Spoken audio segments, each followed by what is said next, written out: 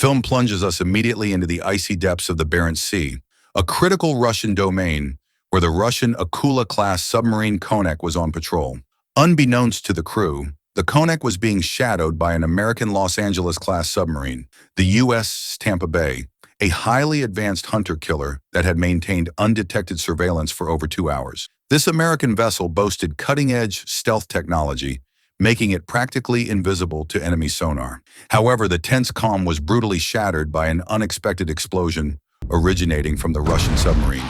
Moments after the Russian vessel was struck, the American crew of the USS Tampa Bay detected a torpedo hurtling toward their own position. The captain of the Tampa Bay immediately ordered a desperate plunge to maximum depth, a tactic known as deep diving, but the evasive maneuver proved too little, too late.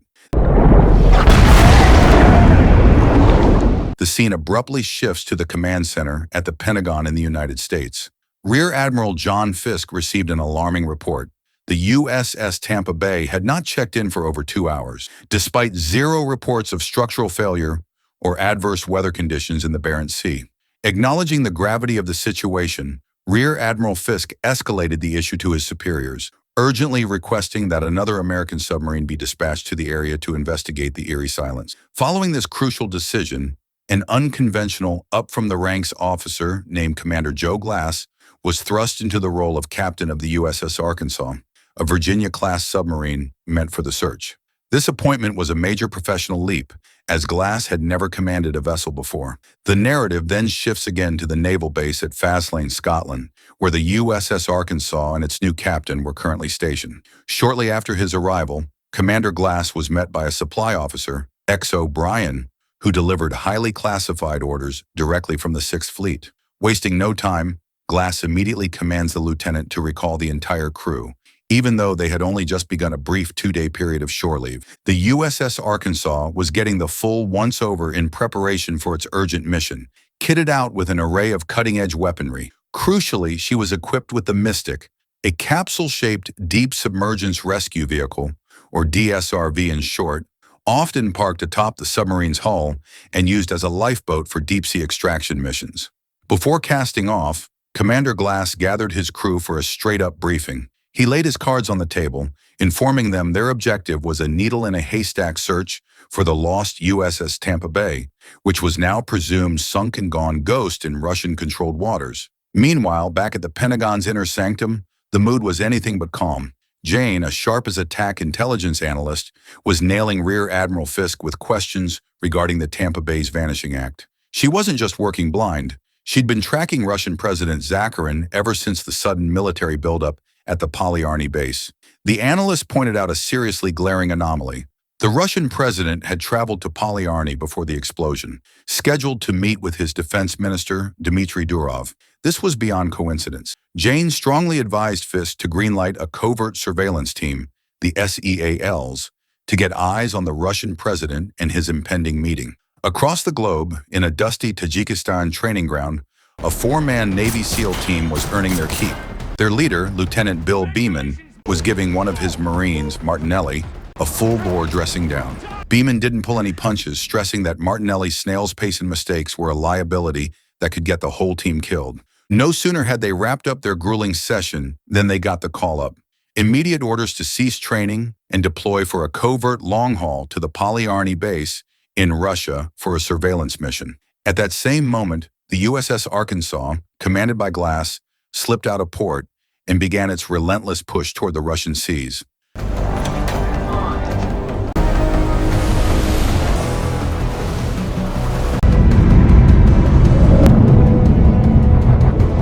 Simultaneously, President Zakharin landed at the Polyarny base, where he was greeted personally by Defense Minister Dmitry Durov, and the two immediately headed to the command center to hash things out.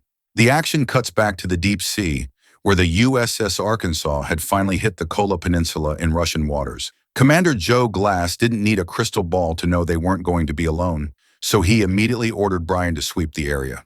Sure enough, their sonar struck gold. They found the wreckage of the USS Tampa Bay, now nothing more than a watery tomb. The Tampa Bay lay alongside the previously damaged Russian sub, the Konek, both sunk after being hit by torpedoes fired by a third unknown submarine. Sensing the entire operation was off the rails, Captain Glass gave the order to go to battle stations, telling his crew to prep their ordnance for a knockdown, drag-out fight.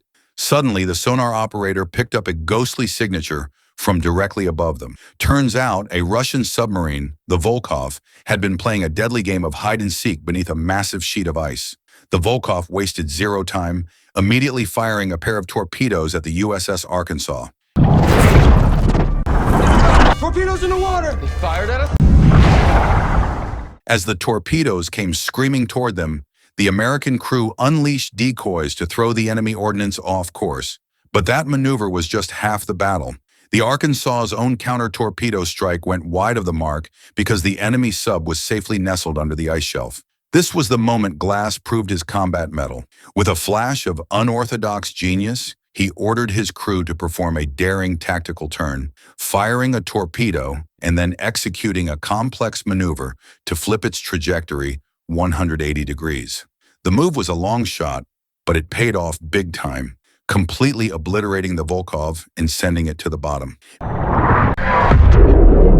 Captain, it's a hit! Meanwhile, at the Polyarny Command Center, President Zakharin got the crushing news that the Russian submarine Volkov had been summarily sent to the deep by an American sub. Dmitry was absolutely livid, immediately moving to dispatch another Russian warship to wipe the USS Arkansas off the map. President Zakharin, however, was playing a cooler hand, demanding to speak to the American president first to get a definitive explanation for the attack. Meanwhile, after obliterating the Volkov, the USS Arkansas crew took a moment to breathe before Glass ordered another sweep, which led them to the discovery of the original torpedoed Russian submarine, Konek. Commander Joe Glass didn't need to be a rocket scientist to figure out that the scene was seriously messed up. The damage to the Russian sub, the Konek, was clearly indicative of sabotage, with the blast marks originating from inside the hull. More shockingly, against all odds, a few of the Russian crew had somehow managed to cling to life. Despite a serious, hairy-chested debate with his own crew, who were understandably wary of helping the enemy, Captain Glass was determined to run a rescue operation. He launched the Mystic DSRV and successfully extracted the 3 surviving Russian sailors.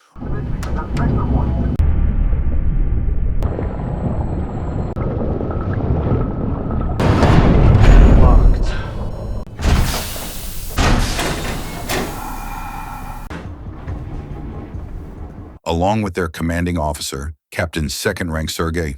This unprecedented move meant the Arkansas now had a high-ranking Russian officer aboard, an arrangement that was definitely going to get sticky.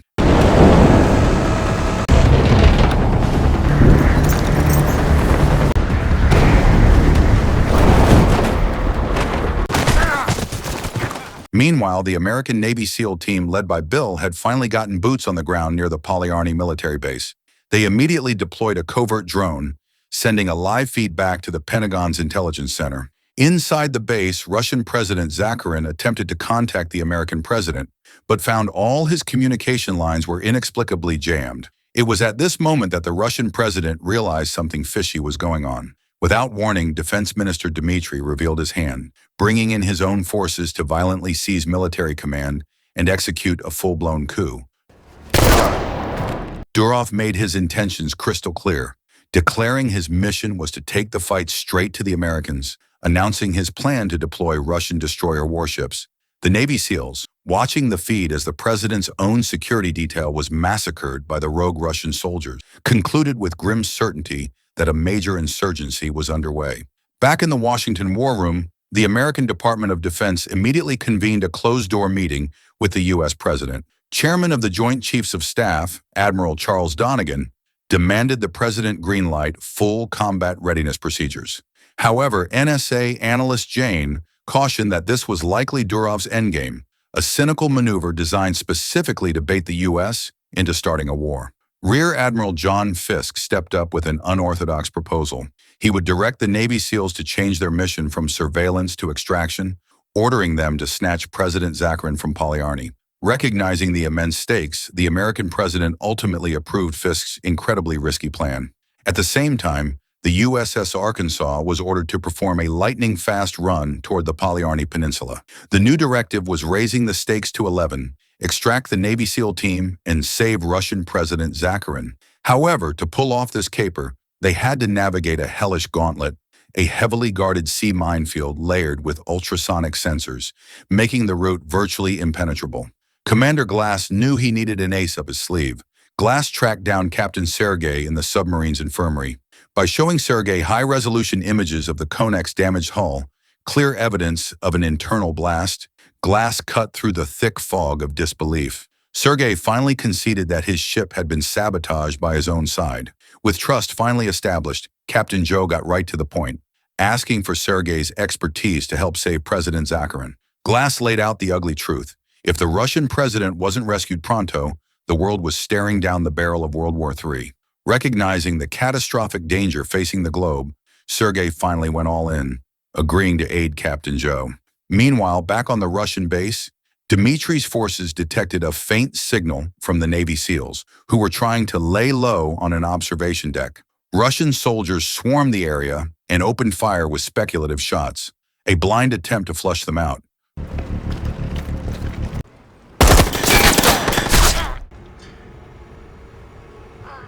Martinelli, already nursing a bad leg, was hit again, exacerbating his injury. Fortunately, the Russian troops, detecting no return fire or movement, soon pulled the plug and retreated. At this critical moment, the USS Arkansas began its treacherous, stealth mode push toward Polyarny. Before the sub entered the killing zone, Sergei was brought to the control room. The crew was visibly bristling at having the former enemy at the helm, but Glass stood his ground. Sergei was the only man alive who knew this dangerous terrain. They were forced to cooperate for their ticket home. Glass enforced silent running procedures, demanding the crew maintain absolute nerve-wracking quiet. The tension was thick enough to cut with a knife when a crewman accidentally dropped a wrench. With the focus of a hawk and encyclopedic knowledge of the depths, Sergei guided the Arkansas through a secret, narrow chasm high up on a sea cliff, successfully bypassing the acoustic mines and sensors.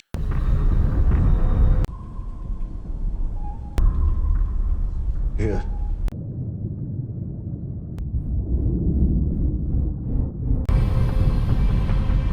The fact that they made it through was a powerful testament to Captain Glass's gamble and the unlikely faith he placed in Sergei. Under the cover of deep midnight, the Navy SEAL team kicked off the extraction, a three-man operation now, since Martinelli was sidelined with his wound. They moved like shadows toward the complex where Russian President Zakharin was being held. They managed to link up with one of the president's loyal guards, a man named Oleg.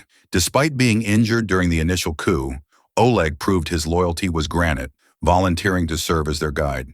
However, the mission's stealth facade was immediately shattered when the sound of an explosion alerted Dmitri's troops, kicking off a blistering firefight.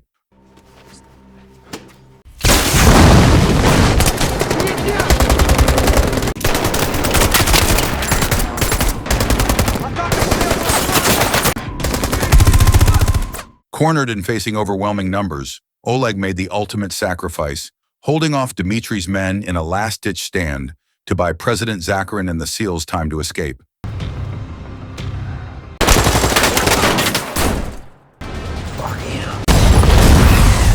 Oleg was killed, and tragically, the SEAL team also lost one of their own members in the fierce exchange. Meanwhile, the Mystic DSRV had been deployed from the Arkansas and was heading to the coast to pick up the SEALs and President Zakharin, who were now in a desperate foot race, hounded by Dmitri's relentless pursuit squad. The escape nearly went sideways when the team was ambushed on a bridge, trapped and rained on by enemy fire.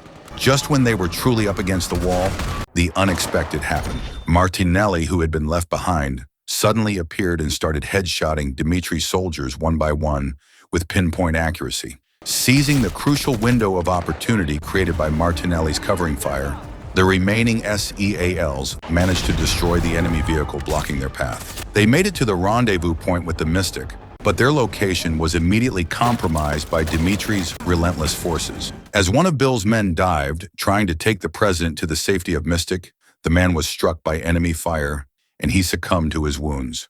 After successfully getting President Zakharin aboard the Mystic, the SEAL leader, Lieutenant Bill, made the gut-wrenching decision to head back inland to find the other lost team member, Martinelli, ensuring no man was left behind.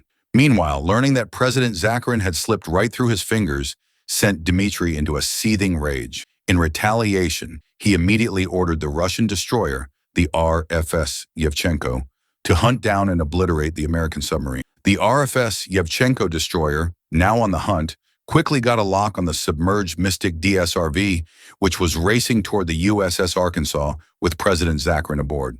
Without hesitation, the Russian destroyer launched a barrage of rockets at the rescue submersible. In a nail-biting, last-second dodge, the Mystic managed to dock safely onto the hull of the Arkansas, transferring President Zakharin. The Mystic was instantly detached and released just before the Yevchenko's ordnance detonated the water where it had just been, a blast that sent a violent shockwave through the Arkansas, leaving the sub rattled, but mercifully still in one piece. The Yevchenko wasn't finished, immediately dropping an active torpedo into the water to send the Arkansas to the deep. Facing a deadly choice, fight and escalate the global standoff or run, Commander Glass chose the unconventional path. He refused to fire back, instead ordering a dangerous maneuver that slammed the submarine against the seafloor, using the deep trench for cover, weathering the blast.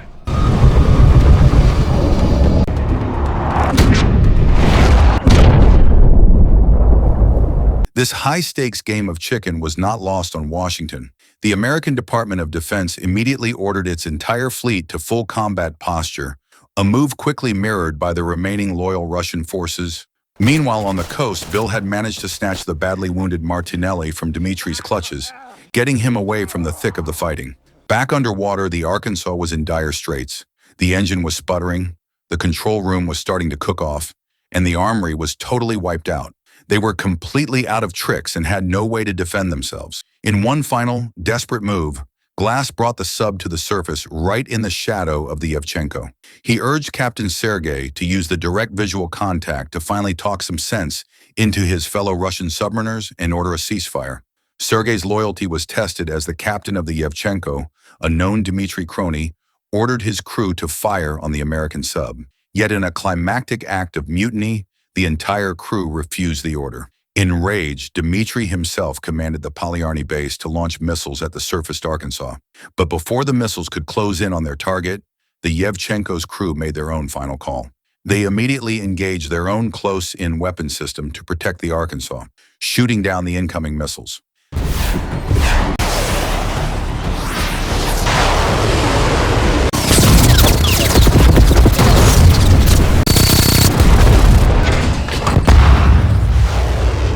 They then flipped the script entirely, launching their own missiles at the Polyarny Command Center, successfully neutralizing Dmitry and ending the coup.